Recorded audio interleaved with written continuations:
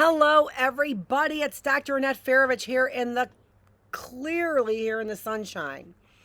Sorry about that. Getting stuff out of my teeth from a little lunchtime munching. Let me try a different. No, I don't want to try a different view because then I get the neighbors in there and I don't really like the neighbors. They haven't been nice to me. They should be nice to me, though. They haven't been. Let's go and let's finish our story, shall we? Here's my little Lucy next to me right here. You can't see her. She's right here. Right there. Say hi, little Lucy. Hi, little Lucy. Okay, let's get to our story, shall we? Our story is on Jane Goodall. Let's do it like that. There we go.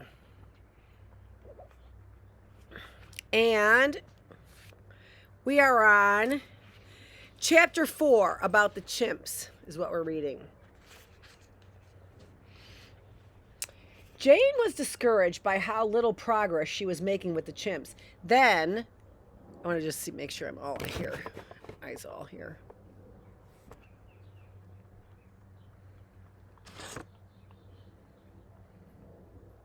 Then, to make matters worse, she and Vanny both got sick, very sick. Most likely, both women had come down with malaria. They had no drugs with them to treat the disease. Jane had been told that there was no malaria at Gombe, so she didn't take medicine along. Jane blamed herself for that. For 2 weeks, Jane and her mother never left their tent. And all they did was lie in bed and sweat. And that's what you do when you're sweating out a disease, right? So there we have another picture of them by our illustrator, who is John O'Brien. Malaria, female mosquito. Malaria is one of the most widespread diseases in the world. People catch it from being bitten by a certain kind of mosquito. Malaria does damage to the liver and to blood cells. The symptoms are high fevers, vomiting, chills, and bad headaches.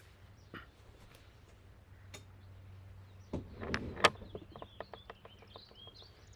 going to pull it a little closer. People in Africa south of the Sahara Desert are most at risk for malaria. Insect sprays can kill indoor mosquitoes. Drugs can treat the disease, but as of yet, there is no vaccine to prevent malaria. More than 1 million people still die of it every year. 1 million people every year. And we're worried over here about that COVID. I mean, we had to worry about it. It's not that we didn't have to worry about it, but all efforts on a vaccine for COVID when, we clearly see we've been losing people. There we go. To other diseases for a long time. Interesting. It's not a disease that hits the United States, so maybe that's why they're not worried about it. That'd be my guess. For many days, Vanny's fever rose as high as 105 degrees. Both Jane and Vanny were lucky. They recovered. The minute she felt well enough, Jane returned to the forest. Of course she did. That's her love.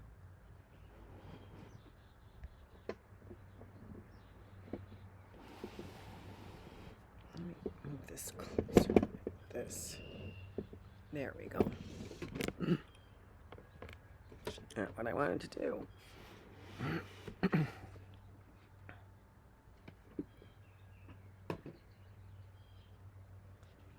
Sorry about that. Had some adjustments to do because I came outside really quickly. Like minutes before I got on, I decided to come outside. Okay. At last, her patience paid off. It was October. Vanny had gone home to England. Jane was on her own. She began exploring an area she called the Peak. Every day, rain or shine, she climbed up the steep slope of the peak into the forest. Little by little, the chimps became used to Jane watching them. One day, she saw a female hold out her hand to a male who kissed it. She saw 2 baby chimps play tug of war with a twig. So now she said, whoops, here, I don't even have that on there. So now we're finally starting to see the things that she wanted to see. They were hiding from her. So this is the first time after how long? That's amazing.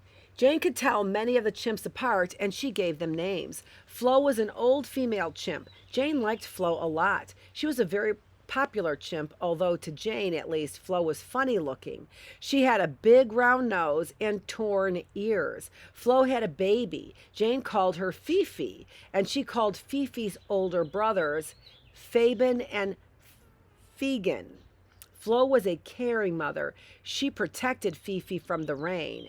She carefully groomed her young. Grooming means cleaning their fur. Flo was a playful mother, but she was also firm. She never let her children get out of line. Ollie, who's Flo's friend. Ollie was Flo's friend. Ollie was also a female. Her face was very long and her lips jiggled a lot. Another chimp, a male, looked a lot like Ollie. Jane was quite sure he was Ollie's brother. She named him William.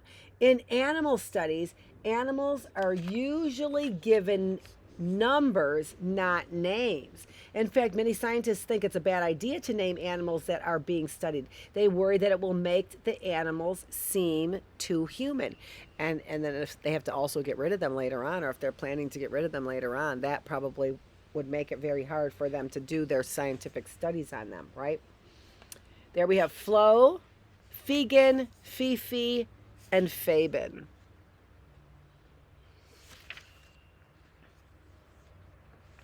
Jane definitely did not think of the chimps as human, but she did see the chimps as individuals. They had different personalities. William was timid and fearful. Gilka was a show-off, always looking for attention. Frodo was a bully, a dangerous bully. One time Jane had been watching Frodo when suddenly he charged. He beat and kicked her. Frodo started to leave, then came back, beat Jane some more, and dragged her to the edge of a cliff. What did Frodo do next? He threw her over the side. It was a steep drop, but luckily there were bushes that stopped Jane's fall. Even so, she was banged up pretty bad. Of course, he beat her up. Oh my gosh. Oh my gosh, how horrible. Look at that. I mean, they're not showing that, but they show her there. There's Jane. He threw her over a cliff. Boy, he didn't like her. Can chimps learn? For many years, scientists tried to teach chimps to make the same sounds as humans do. No one ever had success. Chimps' vocal cords make it impossible for them to speak. Then, in 1966, two researchers tried something different. They began teaching American Sign Language to a 10-month-old chimp named Washu. In time, Washu learned to make the signs for about 130 words. Sign for water, sign for bird, swan. But was he able to communicate his thoughts as necessary, right? As necessary. And from what I understand, that was it. That was the extent of it. No matter how much they tried, they really could not get them to really communicate their wants, needs, and desires. They could repeat things, they could memorize, but that was it. Human language. According to their teachers, Washu could also create a word when she didn't know the sign for something. On seeing a swan, Washu made the signs for both water and bird. Did this mean Washu understood words? It certainly seems so. However, to many scientists, this did not count as truly learning a language. Language involves making sentences, using grammar, and having conversations. None of these chimps could do anything like this. That was still pretty good. I think that's water and bird. I think that's pretty good for swan. In many ways, the chimps behaved like humans. Though unable to speak, they had their own means of communicating. Jane learned to tell what their different grunts, pants, and screams meant. For example, chimps greeted one another with soft panting grunts. A certain loud scream was a cry for help. Chimps, like humans, expressed feelings through gestures. They hugged and kissed one another. They bowed to show respect. They patted friends on the back for comfort.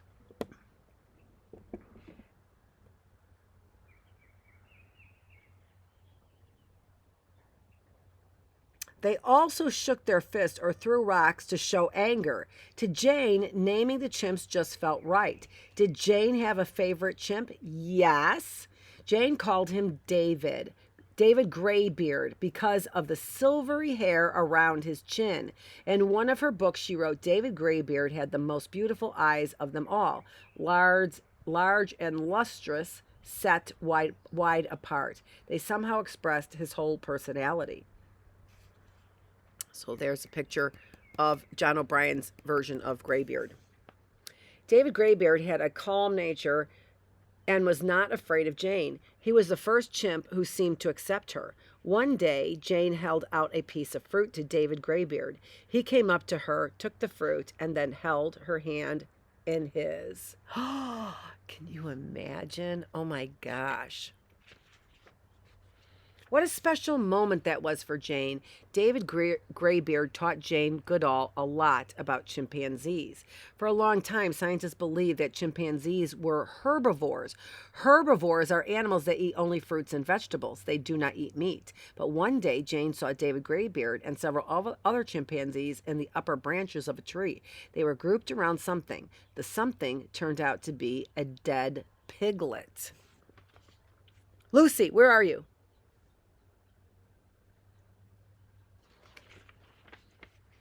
Okay, hold on just a minute. I have to go. I just saw her, but hold on.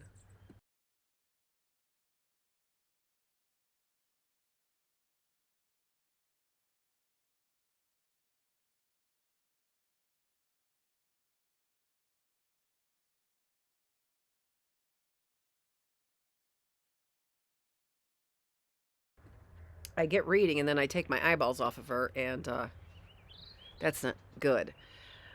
I have a pretty decent, I don't have a good signal, but I have a good signal up there. So let's see. This was interesting news, but a couple of weeks later, Jane came upon David Graybeard doing something even more amazing. It was a day of heavy rains. Jane was tired and dripping wet. Through her binoculars, she spotted David Graybeard. He was squatting down by a nest of termites. Termites are insects that chimps like to eat. Termite nests are like big mounds with a hole at the top. David Graybeard was poking a long blade of grass into the hole of the nest to fish out termites. David was using the blade of grass as a tool. It did a great job of supplying David Graybeard with tasty termites. Why was this so amazing? Up until 1960, scientists believed that humans were the only animals able to make tools. Making tools may not sound like such a big deal, but think about it.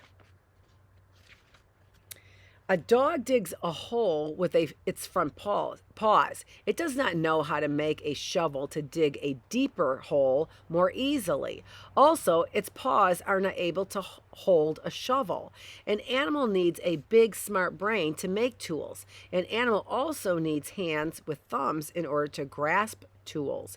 Chimps have big brains. They also have thumbs. Still, scientists did not think that chimps knew how to make tools, but Jane watched David Graybeard do exactly that. Once David Graybeard was gone, Jane went over to get a closer look at the grass tools. Jane tried putting one into the nest herself. Sure enough, she could feel termites grab hold of the grass. When she took out the blade of grass, the termites were there kicking their legs about. In her book, Reason for Hope, Jane wrote that it was hard for me to believe what I had seen. It had long been thought that we were the only creatures on the earth that used and made tools. What she saw proved that was not so. Another time, Jane came upon David Graybeard and a big, strong chimp named Goliath. They were fighting for termites together. They kept a supply of extra grass tools in case any broke. Sometimes they picked up twigs and stripped off any leaves before using them. Again, this may not sound astounding at first, but the chimps were making changes to the twigs so that they worked better as tools. Chimps also use chewed clumps of leaves as sponges to soak up drinking water, and whole leaves made good washcloths for cleaning themselves. Louis Leakey was thrilled when Jane sent news of David Greybear's fishing trips. Leakey knew he'd been right about sending Jane Goodall to Gombe. He spread the word of what she was learning. It did not take long for the National Geographic Society to give Jane enough money to stay at Gombe for another year. It was the best gift in the world.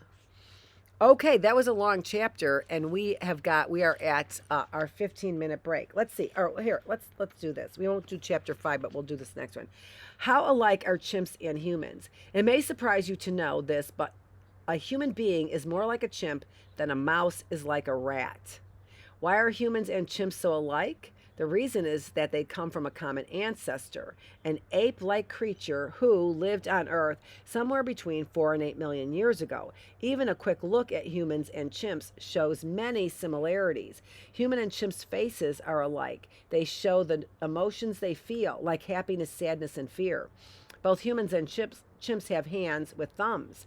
What can't be seen is the brain inside, the skull of a chimp or human. Both have a large brain for their body size. That's what makes them smart animals. The DNA of humans and chimps is almost exactly the same. DNA determines the makeup of any animal. There's just a little more than 1% difference between the two species, yet that little difference counts for a lot. It accounts for why chimps don't understand how to grow food and why they are unable to speak or make art or music. And although chimps do make simple tools, they can't make machines or think the same kind of hard, deep thoughts as humans. Stay here, Lucy. No, get over here. Come on. Come on. I got one more paragraph and a sentence. And here is an odd fact. Unlike humans, chimps do not cry tears. I wonder if that's because they don't feel the sadness as deeply as we do, or have that kind of understanding of what real sadness is. That's so interesting to me. This is Dr. Annette Feravich, and you finished my stream. Oh, you SOBs, you. Okay, well, we will stop recording, and I will see you guys on Tuesday. This is Dr. Annette Feravich. I am the teacher. You are here in the classroom, and we just read another chapter from Jane Goodall's Who is Jane Goodall? This is the reading room. Thanks for joining me.